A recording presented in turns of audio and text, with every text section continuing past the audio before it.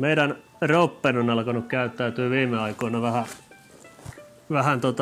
arvaamattomasti ja oikeastaan vikakoodi on aina sama.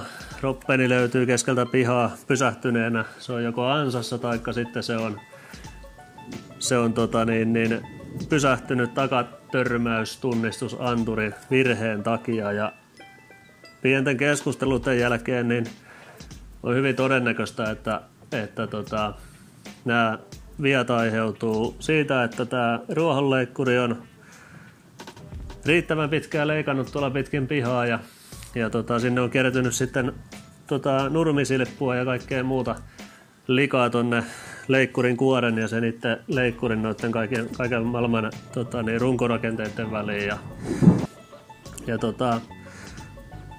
Tämä kuori tässä niin kuin näkyy, niin tämä on tämmönen aika joustavasti tuommoisilla kumijoustosysteemeillä kiinnitetty tähän varsinaiseen leikkurirunkoon ja tämä pitäisi lähteä tästä aika helposti irti, eli täällä on 2 kiinnityspistettä molempien renkaiden tuossa yläpuolella ja 1 sitten tuolla nokassa ja se pitäisi lähteä ihan nykäsemällä sieltä irti.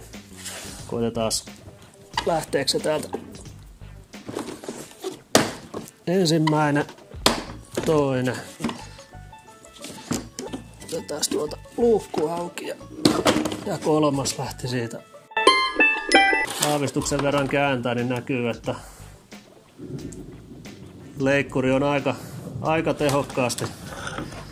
tehokkaasti syönyt itsensä täyteen nurmea, eikä se ole sinällään sitten mikään ihmekään, että siellä vähän anturit on ihmeissään. Katsotaan vaan, ettei tuo johto joudu tuolla hirveällä pingotuksella. Ei.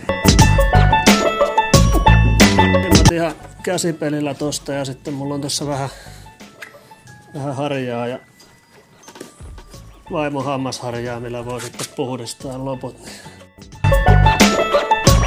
Sinne tuommoista pikkusilppua kertyy aika paljon. Tää leikkaa jatkuvasti,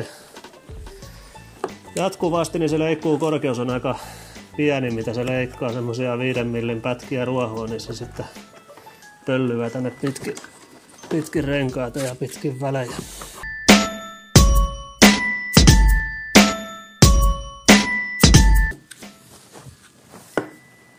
Aika hyvin sieltä irtoaa tuommoista pikkusilppua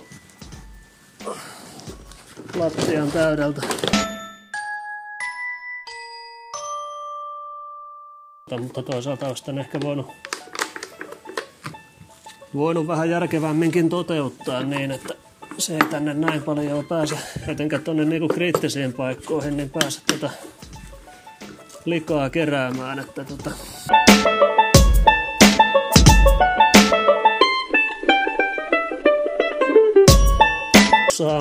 aamulla kun etin leikkuria, kun ei näkynyt tuossa latausasemassa eikä heti ekalla silmäyksellä näkynyt missään päin pihaka kulkevan, niin se oli aivan tasaisella kohtaa pihassa ja se oli pysähtynyt siihen ja virheilmoitus oli, että ansassa. Melkoinen ansa.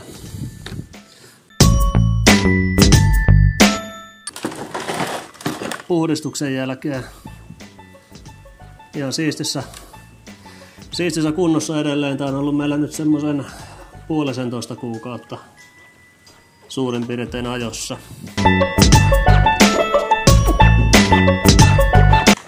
Sitten vaan kansi takaisin kiinni. Katsotaan tarkkaan, että menee noin kiinnityspisteet oikealle kohdille. Täältä näkee täältä etupäästä, kun avaa tätä leikkuukorkeuden säätöluukkua, niin sieltä näkee tuon etupään kiinnityspisteen. Se pitäisi siitä pamahtaa noin.